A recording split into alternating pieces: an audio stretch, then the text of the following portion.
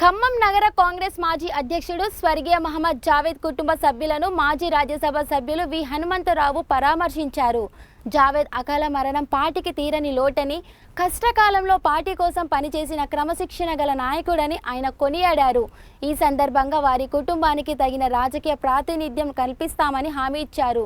ఈ కార్యక్రమంలో ఎమ్మెల్యే మాలో రామ్దాస్ నాయక్, జిల్లా కాంగ్రెస్ అధ్యక్షుడు నూతి సత్యనారాయణ సహా పలువురు కీలక నేతలు పాల్గొని జావేద్ ఆత్మకు శాంతి చేకూరాలని కోరారు. సిటీ కాంగ్రెస్ అధ్యక్షుడైనటువంటి మొహమ్మద్ జావేద్ గారి మరణం 15వ తేదీన 14 అంబేద్కర్ గారి ప్రోగ్రాం చేసుకొని 15 హైదరాబాద్ రావడానికి ఒక్కడే ఆయన ఎంబడి ఎప్పటికీ కజన్ బ్రదర్ అయినటువంటి ఆయుష్ కార్ని గారు ఉండేది. కానీ ఆయన మొట్టమొదటిసారి నువ్వు నేను పోతా అని చెప్పిండు, పని ఉన్నదని. ఏదైనా దురదృష్టం ఏమిటంటే ఆయన సర్వీసులో ఇక్కడ ఉన్నటువంటి జిల్లా కాంగ్రెస్ మాజీ అధ్యక్షులైనటువంటి ఏది దుర్గా ప్రసాద్ గారు, ఇప్పుడు ప్రస్తుత జిల్లా అధ్యక్షుడు ఉన్నటువంటి సత్యనారాయణ గారు, అదేవిధంగా టౌన్ ప్రెసిడెంట్ అయినటువంటి చౌదరి గారు, మన రేవంత్ రెడ్డి గారి ప్రోగ్రాంలో పోయినా ఆయన లేరు. ఏదైనా చాలా బాధాకరం. వాళ్ళ తమ్ముళ్ళు అయినటువంటి మొహమ్మద్ వాజీద్, మొహమ్మద్ సాజీద్, మొహమ్మద్ సదాహ్, వాళ్ళకు 4 అన్నదమ్ములు. అందరికంటే పెద్దవాడు మొహమ్మద్ జావేద్. అతను పార్టీలో పనిచేస్తూ కుటుంబ సభ్యులను కూడా, పిల్లలను, ఒక అమ్మాయినేమో మొహమ్మద్ షైలా జావేద్ ఏమో లాల ఎక్స్పర్ట్, ఆమె లా చేస్తుంది. ఇంకో అమ్మాయి మదియా సావతి జవీద్ గారు డాక్టర్ కూడా చదివిస్తున్నాడు.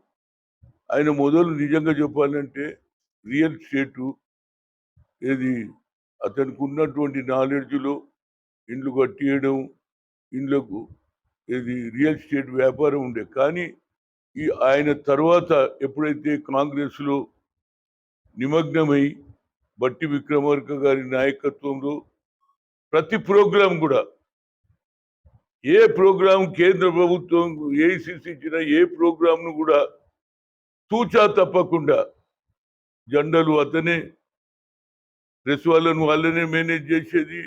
జిల్లాలో ఉన్నటువంటి ప్రతి నాయకులను అందరినీ కూడా ఏది మీటింగ్లో రావాలని చెప్పేది. అదేవిధంగా మా మిత్రుడు ఉన్నటువంటి మాజీ ఏది ఐఎన్టీసీ అధ్యక్షుడు అయినటువంటి ఫ్రెండు, అట్లా చాలా మంది. అసలు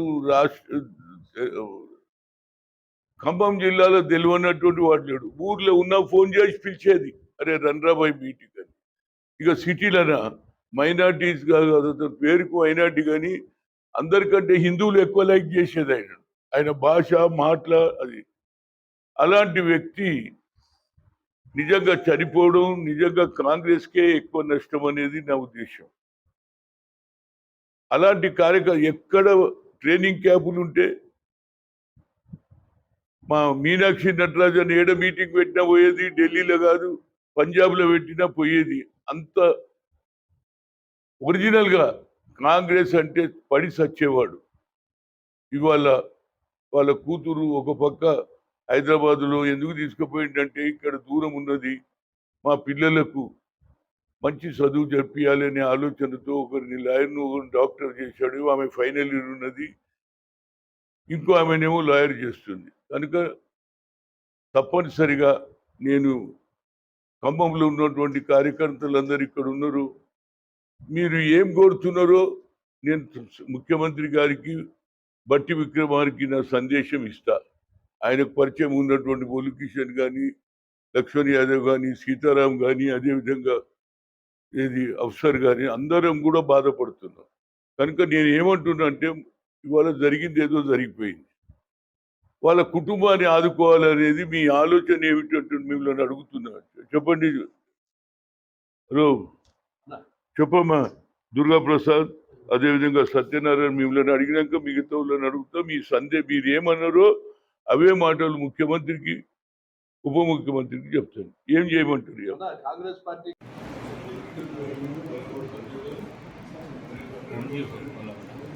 पार्टी की सपोर्ट करेगा रेवंत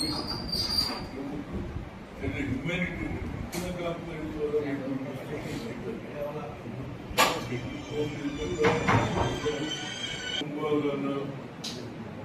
देखा कैसे लगा जो दिलदार आदमी आप मीडिया जिस तरीके से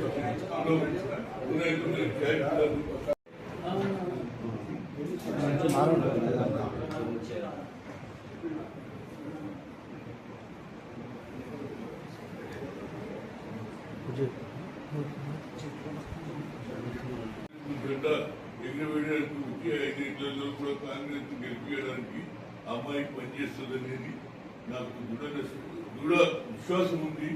ఎందుకంటే తండ్రికి అదే బ్లడ్ కదా, తండ్రి బ్లడ్ బిడ్డకు వస్తుంది కాబట్టి ఇవి కూడా పట్టుదలతో ఉంటుంది, తప్పనిసరిగా న్యాయం చేస్తుంది అనేది నా ఉద్దేశం.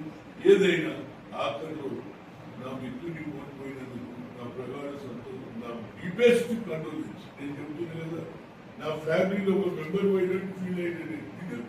అంత మంచి వ్యక్తి నేను గురలే ఫీలింగ్ పెరిగిపోయాను. ఎంత మంచి వాడయా, గురుగారు గురుగారు ఏదైనా ప్రగాఢ సంతాపం చేసేందుకు మన 11